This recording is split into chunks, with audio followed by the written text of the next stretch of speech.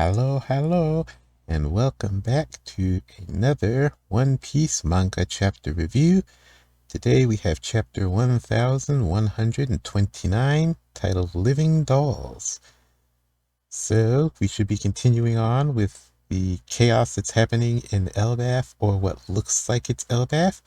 The title indicates that dolls are going to be involved somehow. Perhaps it refers to how the mysterious cloaked figure is treating his captives, or maybe it's something else. So let's see what the title page is. We have Oni Child Yamato and the Holy Inari Shrine Pilgrimage, Volume 16, Ninja Lesson at Amigasa Village. And we have Tama training to be a Konoichi under, I forget her name. What was her name? The Konoichi with the what was it, the rot fruit, the aging fruit. So she's training to be, so young Otama is training to be a ninja finally, and Yamato is watching, riding on top of the dog. Let's see, notes from Oda. Nobuyuki, Sakuma, and I grabbed a bite in town at Machichuka. There were 4 of us in total, all around the same age. It was a ton of fun, super delicious. Oda's been eating well, very good. Okay, first page. Great Sun God, please calm down. You look like look, you can see flames through the cracks. A world in chaos. The sky is falling, it's the end of the world. I shall never forgive this slight, you living dolls. You demolished my temple.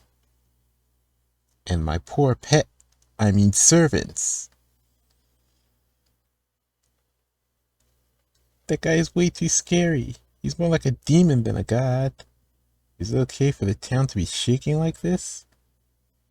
All this was really made out of those blocks. So we got the Straw Hats running away still, and the cloaked figure is chasing them.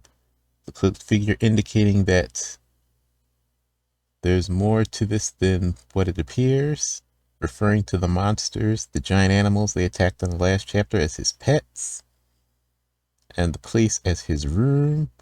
So they are in the room, apparently in the room belonging to this giant cloaked figure. Jump over, cat. Yeah.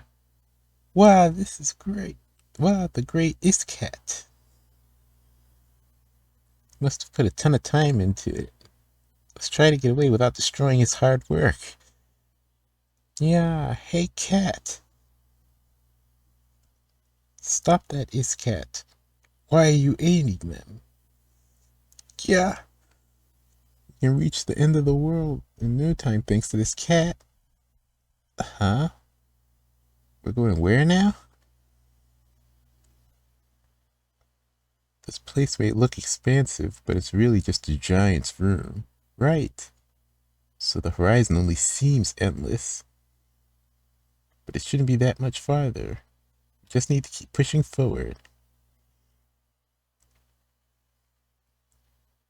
And now we get a kind of schematic.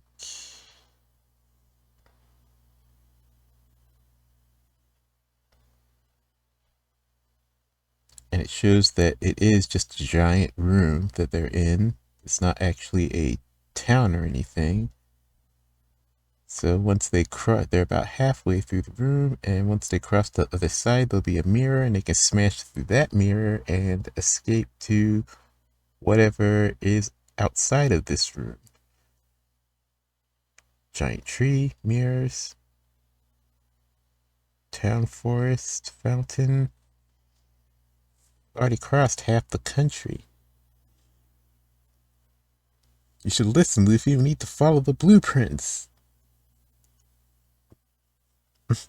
Don't worry, I memorized them. Look, Luffy, see that mirror? We can see from the... Look, Luffy, you see that mirror? We can see the door from it. We can see the door from earlier in it. Ah, you're right. If you look closely, All the clouds just strung up balls of cotton.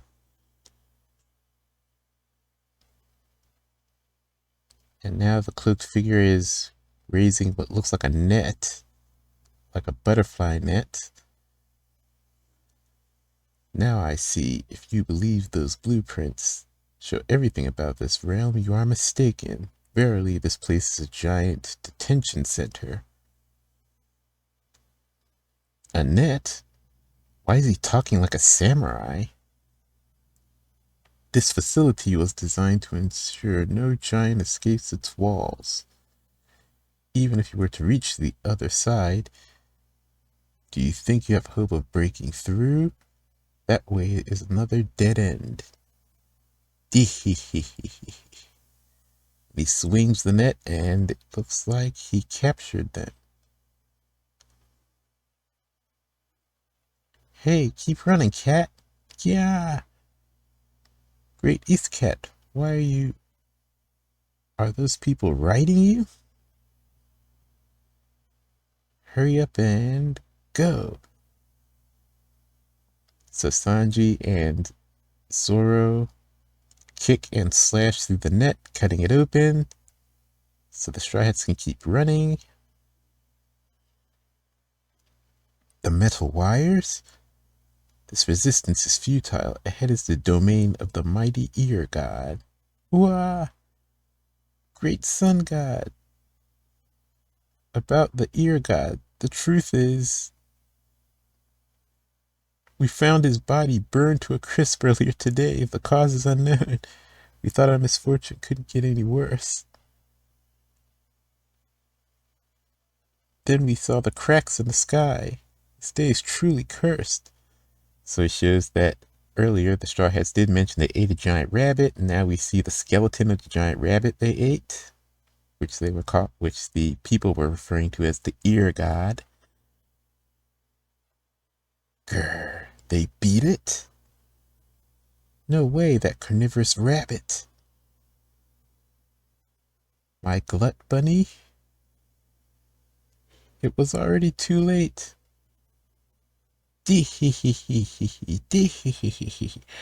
How lovely, how precious. This world is a marvel. A grand tale is unfolding in my miniature garden, taking a life of its own right before my very eyes. I underestimated them. This is giving me goosebumps. Verily, evil has spawned, and heroes are being born in the world I created. History is being made. This is the beauty of my living dolls, a minimalist world, and it's all mine. Okay, so the sun god seems very happy that this chaos is unfolding. It seems that it's giving his world a life that he aspired to have eventually appear in his world. Okay. And now we have the citizens reacting still. This could be our only chance. The escape route is open. Let's run while we still can. Spread the word. What's he laughing about? Says Luffy, watching. It's a live drama playing out in the palm of my hand. Harujin may recognize you, but I don't. Let's see what you do next. Okay, so that's interesting. He mentioned Harujin, so this guy knows the new giant warrior pirates. And he knows Harujin, so that confirms that A, he's a giant, B, he's a member of the giant warrior pirates, C, he's from Elbaf, and okay, perhaps he was a crewmate of the giant warrior pirates. And so we've got Usopp taking aim, about to fire something. Lethal green star. Skull bomb grass. Crash, crack, giant explosion. It's no use. I broke the mirror, but that wall is seriously strong. Just leave it to me, says Luffy. Brilliant, what a chapter. I can't get enough of these weaklings struggling against their fate. Their bitter failure and hollow despair only showcases their humanity. Setbacks and disappointments. That's the core of character development. This folly is comical to watch, but your valiant efforts move me to tears. I'm glad you made your way to me. Luffy Tasso, Zoro Tasso, Nami Tasso, Usopp Tasso. He knows our names? San Tasso, Cho Tasso. Also, what's a Tasso? And now Luffy's rearing back a punch. I'm gonna punch my way through. Time for a little gear 4. Hey, Usopp. There's no one to blame over a natural disaster, right? You mean like earthquakes, floods, and storms? Nope, generally those things just happen. Good, because that guy definitely put us through a lot of crap. He's really pissed me off. Hey, he's a giant, so... I totally get your rage, Nami-san. I'll never forgive him either. I can't stop thinking about how he got to dress you up. I'll grind with the dust with my own legs. Get a grip, Sanji-kun. Besides, I have a feeling he's about to feel some divine retribution.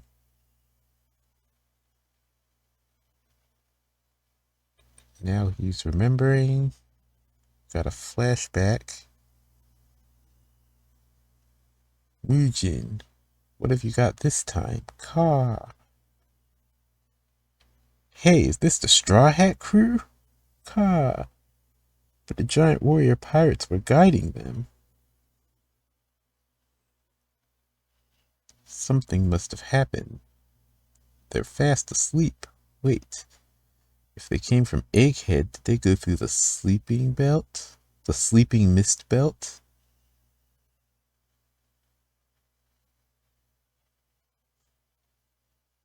As if Elbaf's strongest warriors didn't follow... As if Elbaf's strongest warriors don't follow itty-bitty humans. You wanted us new giant pirates to serve you. This is awesome, Harujin. Joined you of all on his own. Seriously? Yep. Hasn't he got a shred of pride? Just look at this small, frail body. Oh wow, it's my queen Namitaso. Uh-oh. Just go back to sleep. You're in for a surprise when you wake up. Okay, so the panels show what happened. The crow picked up,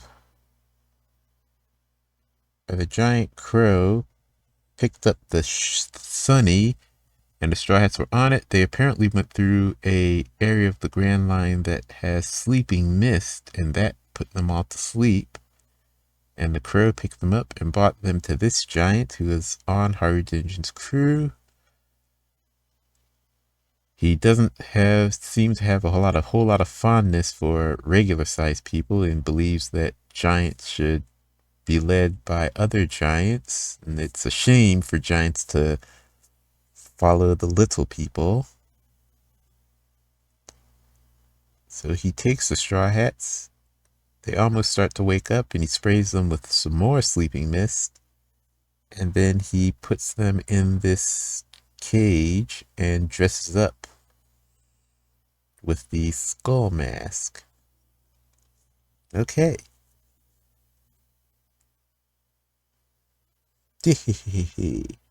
I see you have no clue where you are. Stay and run wild here. Now you will serve me. Huh? Ready, Zeus? I'm ready to go, Nami. What's this? I didn't make that. Then by all means. Thunderbolt. And so Nami created a giant thundercloud with Zeus and unleashed a thunderbolt, striking the giant. Yeah! What? great sun god.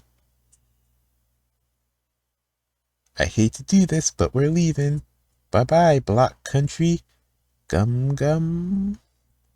We're finally getting out. Serves you right, you giant perv. Please let the outside be Elbath. Your Kong gun. And smashes through the wall with a giant Kong gun. We're free! What lies just out of sight? Ah! So the chapter ends, and with that, it looks like we're ending this little kind of mini sub-arc slash introduction to Elbath. We got the revelation through the flashback of who the giant in the cow skull or moose skull is. Member of Harudin's crew, so I guess he's sort of gonna be an ally probably in the future, since he is part of Harudin's crew. He's just not feeling the little people right now. So it looks like we're heading into Elbath proper. Also, looks like we have a little bit of action from the Straw Hats, especially a little bit from Usopp. Hopefully we'll get more from Usopp as we head into Elbath proper. Finally get an explanation how they got separated, so it's not a hallucination. There was a lot of speculation that there was some kind of hallucination going on, but apparently there is no hallucination. The Straw Hats were put to sleep by sleeping mist. So one more of those mysteries of the Grand Line and dangers of traveling through the Grand Line. But that brings the question, what happened to the other Straw Hats and the Giant Warrior Pirates? Did they get hit by the sleeping mist as well? And they were just, since they were on the Giant Warrior Pirate ship, they just kept on sailing? And if that's the case, then that means they should all probably be at Elbath right now. Just that the Straw Hats on the Sunny got taken in by this giant, and the other Straw Hats arrived safely at Elbath. So they'll probably all reunite at some point if this is Elbath. Which I'm going to say it's 99% likely at this point they are on Elbath. So we're about to see Elbath proper in the next chapter. Good, and it says no break. Well, it doesn't mention that there's a break next week, so hopefully that means there is no break next week. And we can hop right on into the next part of this story and actually see more of Elbath proper. So Elbath is probably going to be more like people were expecting Elbath to be. It's very possible that the giant created in this room a miniature version of Elbath with his Lego blocks and such. So maybe Elbath proper will kind of be similar to this somewhat, but of course larger, more expansive and real, not made of Lego blocks. Also, probably the biggest thing in this chapter is we get a revelation about Luffy's power. Luffy can now use Gear 4th on parts of his body. So instead of turning his whole body into Gear 4th like he used to do, in this chapter he just turns his arm into Gear 4th. So just his arm, when he rears it back for the punch and does the Kong gun, just his arm goes into Gear 4th. So now Luffy can use Gear 4th isolated on isolated parts of his body. The question is this... I don't think this is related to Gear 5th at all. It's just an evolution of Gear 4th. Like in anime, they show Luffy could use Gear 2nd on just his arm. I believe in Fishman Island, or maybe it was the Return to Shibondi, I think. Yeah, the Return to Shibondi. They show Luffy using Gear 2nd on just his arm. Though that was just in the anime, but it makes sense that Luffy would get to that point with Gear 2nd. And it looks like he's gotten to that point with Gear 4th now. He can use it on just his arm without fully transforming into Gear 4th, which is good. It also means that he shouldn't have any drawbacks from using Gear 4th anymore since he's reached this point. And that makes sense because, let's see, I'm trying to remember the last time we saw Luffy use Gear 4th. I'm pretty sure the last time we saw him use it, he didn't have the drawback of Gear 4th, using up all of his haki and being completely immobilized. I think he didn't have that drawback. Maybe he did, but I think he didn't. And I think once he reaches that point with Gear 4th, then he can, or once he reached that point with Gear 4th, then he could use Gear 4th on isolated parts of his body, like he's done in this chapter.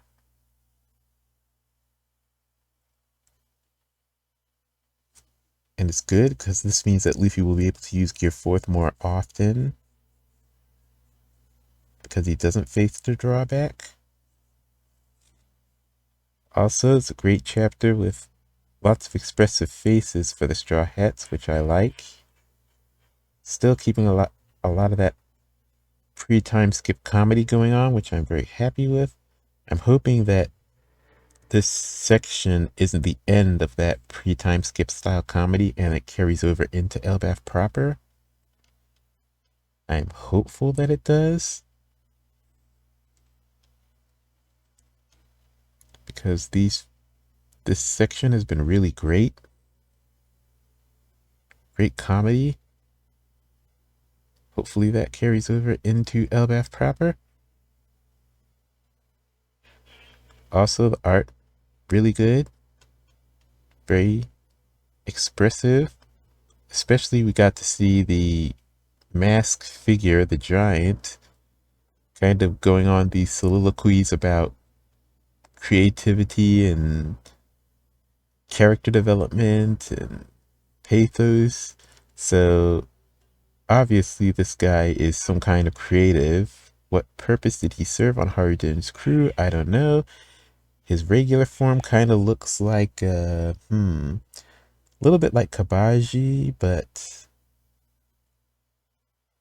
because he's wearing a cloak around his neck that covers his mouth, and he's got that hair dangling, long hair dangling over one side of his face. But he's also got armor on, so he's kind of like still a warrior. So there's nothing in his outfit that indicates that he is a writer or something along those lines. But perhaps he is. And maybe we have seen him before because there's a flashback showing him speaking to Harujin. And there was no Oda box revealing his name and stuff, so which means he's probably been seen in the story somewhere before. I'd have to go back and check. He doesn't look familiar to me at first glance, but I feel like he might be a revealed character, because there was a point where the Giant Warrior Pirates were, or the new Giant Warrior Pirates were working with Buggy. And after Dressrosa was when Harujin quit and took the new Giant Warrior Pirates and left Buggy. So maybe he showed up in that chapter around then, maybe. So it will take a little bit of time for me to check that out. Maybe I'll do that between chapters. get this guy's name if it's been revealed, or at least if he's been seen before in the story. So nice. It's basically an escape chapter, kind of. The Straw Hats, now that they figured out where they are, they just escape.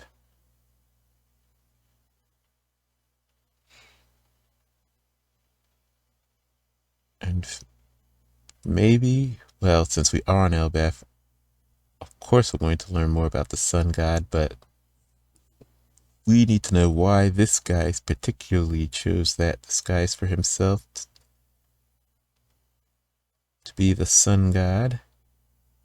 Maybe it's just because the sun god is legendary on Elbaf, so naturally he would pick the sun god to be the god of this little world he's created. Either way, I think that's going to be it for this chapter review. Thanks so much for watching. Please like and comment and subscribe, and I will catch you all in the next chapter. Until then, take care.